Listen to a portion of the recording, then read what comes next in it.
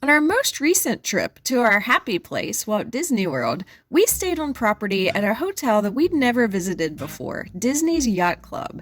We mentioned the resort in our vlogs from that trip that we posted back in March 2021, right after returning home from the trip. But we didn't do a room tour or a resort tour in those travel vlogs, so we're going to do that in this video. We will show you what this resort has to offer and tell you what we thought of our experience there. So the name is a giveaway that this resort is going to have nautical theming, and it has this theming throughout the entire property. We entered the doors and a cast member checked us in on a tablet. We didn't even have to go to the front desk. They were encouraging everyone to check in online due to COVID, but we were experiencing a technological mishap at the time, so the cast member kindly helped us check in. I like the idea of checking in online and not having to wait in a line to check in when the app is working, so I hope they keep that procedure in place as we journey toward a less COVID-y future. The lobby is decorated with a globe and model ships and tools that sailors might have used, like, I don't know, whatever this is. At one end of the lobby is Ale and Compass, the resort's table service restaurant that features New England comfort food and seafood dishes. We couldn't get in there. This was a last-minute weekend trip and all the reservations were gone by the time we booked it. Remember, you can book table service reservations at Disney World up to 60 days before you visit, and at popular restaurants you will likely need reservations. There's a lounge attached to this restaurant called Ale and Compass Lounge that doesn't take reservations, and we were able to enjoy a meal there. We'll be doing a dining review of that meal in a few days, so please subscribe and hit the notification bell so you will see when that video is posted. The resort's signature dining experience, the Yachtsman Steakhouse, has not yet reopened since the COVID closures. I imagine it will open in the near future.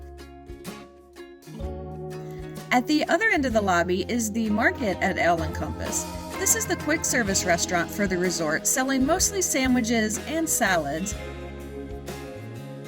but it's also the location of the resort gift shop. Like most hotel shops, you can buy needed supplies that you may have forgot to pack, and you can also get both Walt Disney World and resort-specific Yacht Club merchandise here.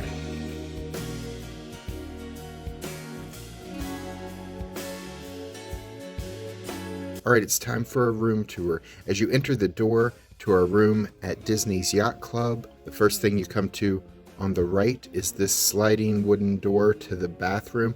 I'm not a fan of these sliding bathroom doors. They look nice, but I'm not convinced that they do a great job of keeping all of the sights, sounds, and smells of the bathroom inside. It's a double sink. There's a hairdryer, everything you would expect in the bathroom, some towels. And here's the shower. You can buy larger sizes of these Disney products to take home if you're a fan of the H2O Disney Resort products.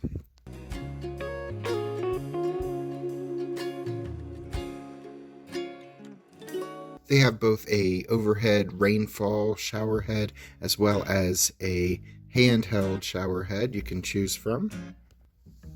Across from the sliding bathroom door is this area. There's an ice bucket, a Keurig, along with some K-cups to make some coffee.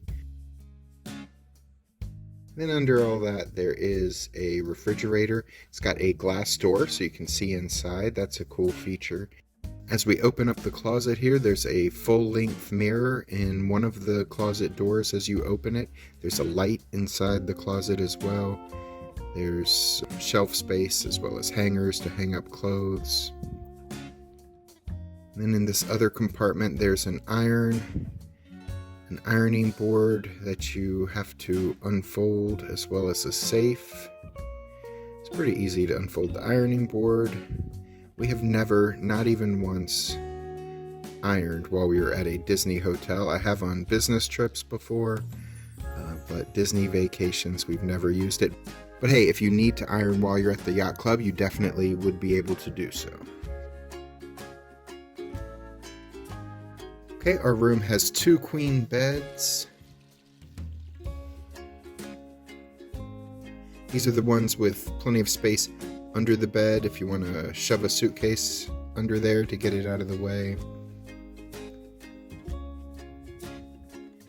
Here's the table in between the two beds. You have your phone, your reading materials, places to charge your devices. On the bed, there's these little reading lights. You can just flip up and they automatically come on. That's a cool feature if one of you wants to read, but the other one wants to get some shut-eye. It's just a much smaller light to be able to use. And over here in the corner on the other side of the bed is another nightstand. There's a luggage rack here that we put our suitcase on. There's a flat panel TV above the dresser.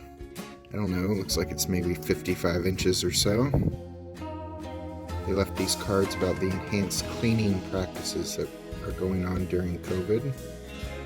That will probably end soon. We'll be back to just normal cleaning. There's some more charging stations here on top of the dresser. And here, this big door in the middle of the dresser is where they store an extra pillow and blanket in case you need that. There's some drawers here that you can use if you're a vacation unpacker. There's this couch over to the side of the dresser. And that couch actually unfolds into another bed. There were some instructions on a card on that couch showing you how to unfold it. Here's the desk area, more charging stations. There's a chair. I thought this was cool. So there's a stationary desk there next to the bed, but there's actually another desk on wheels underneath it. You could use, if more than one person needs to use a desk, if you want to use it maybe to eat off of, just another extra surface that can be moved around that's stored under the desk. I thought that was a cool idea. And here we come to our balcony. We've got a great view of the quiet pool area. We went down to that pool one night and enjoyed some solitude. We also had breakfast out here one morning. We got breakfast ordered up to the room and just sat out here eating it, overlooking a pool that nobody else was using. It's a really nice room. We enjoyed it. The bed was very comfortable, had good water pressure in the showers, and that's two of the biggest things that we're looking for when we stay at a hotel.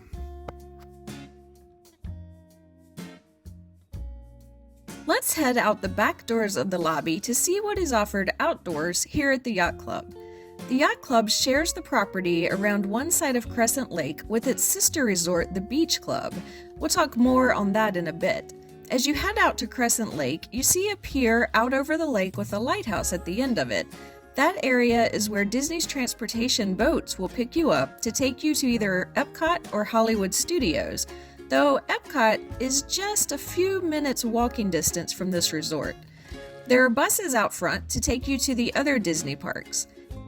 In the same area is one of several marinas at Walt Disney World where you can rent boats that seat either 6 or 10 people for $45 per half hour. The boats are restricted to the waterway in which they are rented, and the marinas haven't reopened since COVID closures, but soon maybe. The grounds outdoors at this resort are beautiful. There's this sidewalk that leads to a gazebo that looked lovely, but you can also walk all the way around the lake at a distance of just a little under a mile to take in the views of the lake and the other resorts in the area. What this resort is best known for, though, is its reputation of having the best pool of any resort on Disney World property. It has a shipwreck that you can climb up to the longest water slide at a Disney resort, along with a sand-bottomed pool, a lazy river, several hot tubs, and a zero-entry pool play area for young kids. We talked at length about whether we agreed that this is the best Disney World resort pool in our Resort Day travel vlog, which we'll link above. Check it out to get the full details of the pool. And remember, there are a couple quieter pools on site, including this one that our room balcony had a view of. This pool was never crowded, plus it had a hot tub. And it was the location of the laundry facilities in case you need to do some laundry. I know that sounds horrible to do on vacation, but we've done it when we stayed a week or more and didn't want to have to pack a huge amount of clothes to get through the whole trip. Out by the main pool area is the Ship-Shape Fitness Center. Like the pools, this workout facility is also shared by both the Yacht Club and its sister resort, the Beach Club. In addition to the fitness equipment, the center also offers massages as well as hair and nail salon services for guests. If you're still looking for more exercise options in addition to the fitness center, there are several jogging paths in the area, including one that goes all the way around Crescent Lake. Keep walking past the fitness center and you'll see the arcade that is shared by both resorts. And then you'll notice the paint color on the outside of the buildings ahead is blue instead of the gray color that all the previous buildings you passed had been painted. That is how you know you have reached the end of the Yacht Club Resort and are now on the property of its sister hotel, Disney's Beach Club. The first thing you will come to is Beaches and Cream Soda Shop. This popular restaurant is known for serving burgers and ice cream, and if you want to eat there, reservations are highly recommended. The Beach Club Resort is themed to invoke a New England seaside resort town of the past. Like the Yacht Club, this is a lovely deluxe resort. While it shares many of the recreation options with the Yacht Club, it has several restaurant options of its own. In addition to the previously mentioned Beaches and Cream, they also have Cape May Cafe, which is a buffet open for breakfast and dinner. The morning buffet features typical breakfast food. The dinner buffet features seafood.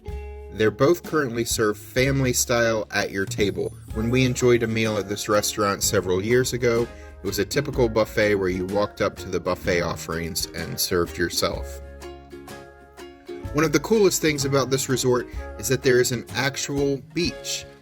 Once you walk past the shared pool area between the two resorts, the area around Crescent Lake turns into a sandy beach with beach chairs and bench swings to relax in as you enjoy the sand and the view of the beach. But to be clear, while you can enjoy the beach, you cannot swim in the lake. The lakes at Disney World can have alligators and snakes in them, so no swimming is allowed. Disney's Yacht Club is one of our favorite on-property Disney World resorts, but it's not cheap. Average room rate is over $600 a night, though your exact price does depend on what time of year you visit and what type of room you wish to rent. There are less expensive options on and off property if needed, but this is a lovely resort if you can afford it. Check out the 2 videos that we have linked at the end. They are tours that we did of other great resorts on Walt Disney World property that you should check out. I'm Alice. And I'm Jack. Please subscribe to our channel and hit the notification bell so we can see you the next time we're traveling through.